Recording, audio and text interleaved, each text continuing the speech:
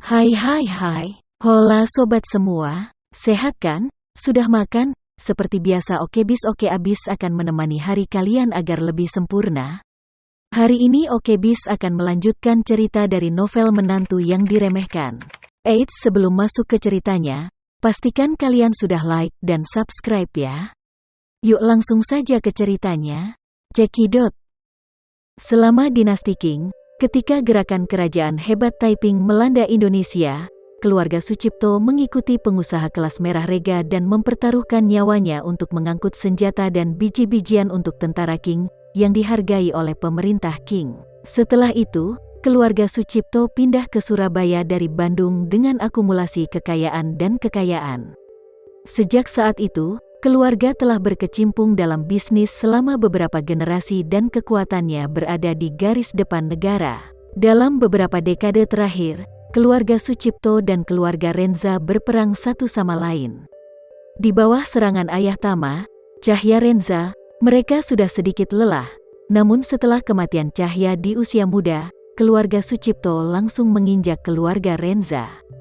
Menjadi yang pertama di negara ini, tuan tua dari keluarga Sucipto bernama Gala Sucipto. Gala berusia 60 tahun 70-an tahun ini. Meskipun dia tidak terlalu tua, dia bukan lagi seorang pria di usia prima. Masuk akal bahwa hidupnya telah dianggap sukses, tetapi dia masih belum puas. Dia berharap bisa meletakkan dasar yang kokoh untuk keluarga Sucipto sebelum dia pensiun. Setidaknya, untuk mewujudkan keinginan yang telah lama didambakan, satu lebih besar dari 2 ditambah 3. Sejak zaman kuno, tidak ada seorang pun di bidang bisnis yang benar-benar dapat mendominasi. Arti sebenarnya dari apa yang disebut satu lebih besar dari 2 plus 3 mengacu pada jumlah keluarga peringkat pertama, kekuatan keseluruhan lebih besar dari keluarga peringkat kedua, dan keluarga peringkat ketiga. Untuk lebih spesifik, itu setara dengan kekuatan komprehensif keluarga Sucipto lebih besar dari kekuatan gabungan keluarga Renza dan keluarga Gu.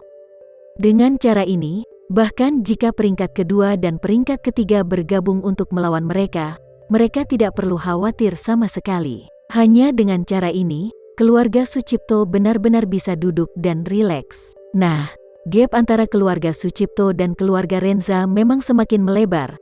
Tapi kalau ingin benar-benar mencapai satu lebih besar dari 2 plus 3, masih ada gap setidaknya beberapa ratus miliar aset. Oleh karena itu, keluarga Sucipto sekarang aktif mencari terobosan di luar negeri, berharap dapat mewujudkan ambisi ini dalam sekejap. Selama tujuan ini tercapai, Surabaya tidak akan lagi memiliki konsep 3 keluarga besar.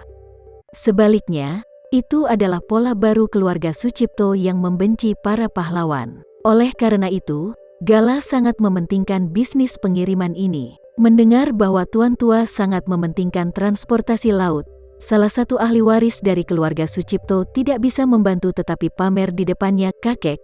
Cucu merasa bahwa perkembangan ekonomi dunia telah menghadapi hambatan yang cukup besar sekarang, dan semua negara memiliki perdagangan impor dan ekspor. Kontraksi hebat, tidak tahu kapan perdagangan luar negeri akan pulih sepenuhnya. Dalam hal ini, jika Anda bertaruh pada pengiriman laut, risikonya masih sangat tinggi. Kemungkinan besar Anda akan menyalin bagian bawah gunung. Jadi cucu laki-laki menyarankan Anda untuk berpikir 2 kali. Pergi, berpikir 2 kali, Gala mendengus dingin dan mengabaikannya. Sebaliknya, dia memandang pria paruh baya di sebelahnya dan dengan tegas menegur, "Bagaimana kamu mendisiplinkan putramu? Dia belum tumbuh dengan baik, jadi dia berani bertanya di sini. Keputusanku, apakah benar aku tidak berguna, tua, dan masih bisa makan?" Putra kelima adalah Arya Sucipto, putra kelima dari Tuan Gala Sucipto. Keluarga Sucipto memiliki 5 putra dan 2 putri. Arya adalah putra kelima dari Pastor Sucipto dan yang terakhir dari 7 bersaudara. Pemuda yang baru saja berbicara itu adalah Norman Sucipto, putra bungsu Arya. Norman baru berusia 18 tahun ini, dan dianggap sebagai akademisi jenius. Tahun lalu, dia diterima di Universitas Harvard atas kekuatannya sendiri. Karena usianya yang masih muda dan alasan dia disukai di rumah, Norman memiliki keinginan yang kuat untuk mengekspresikan dirinya. Namun, Dia biasa bersikap di depan orang tuanya, dan dia tidak punya kesempatan untuk bersikap di depan kakeknya. Hari ini, dia akhirnya memanfaatkan kesempatan itu, memikirkan ide-ide guru tua, dan berdebat dengannya, untuk menunjukkan bakatnya yang luar biasa dan kebijaksanaan, tetapi tidak menyangka, hanya sepatah kata pun, segera membuat jengkel tuan tua. Dia akan membuka mulutnya untuk menjelaskan, tetapi dia tidak memikirkannya. Ayahnya Holden berdiri dan membuka busurnya ke kiri dan ke kanan. Dia membuat beberapa pukulan besar di wajahnya, dan sudut mulutnya penuh dengan darah. Kemudian dia meraung dengan amarah yang ekstrim, "Kamu membaca, masuk ke dalam anjing? Berani mempertanyakan keputusan kakekmu di sini?" "Aku," Norman menutupi wajahnya, "seluruh orang berduka dan ingin mati di sini." Dia tidak pernah dipukuli ketika dia tumbuh begitu tua, dan dia tidak mengerti mengapa ayahnya, yang selalu menyayanginya, ingin menghisapnya sampai mati setelah satu kalimat membuat marah kakeknya. Apalagi masih di depan seluruh keluarga. Saat ini, Arya membenci putra yang tidak tumbuh ini. Dia sangat menyadari paksaan tuan tua, bahkan kakak laki-lakinya Zain, dia tidak berani melawan tuan tua, apalagi putra kecilnya yang tidak efektif, itu tidak begitu populer. Sangat mungkin kata-katanya akan dikalahkan sepenuhnya oleh tuan tua di masa depan, dan setelah lulus dari universitas, dia bahkan tidak akan memiliki kesempatan untuk kembali ke rumah Sucipto untuk bekerja. Alasan mengapa tuan tua Gala begitu hegemonik dan otoriter sangat terkait dengan pengalaman pertumbuhannya.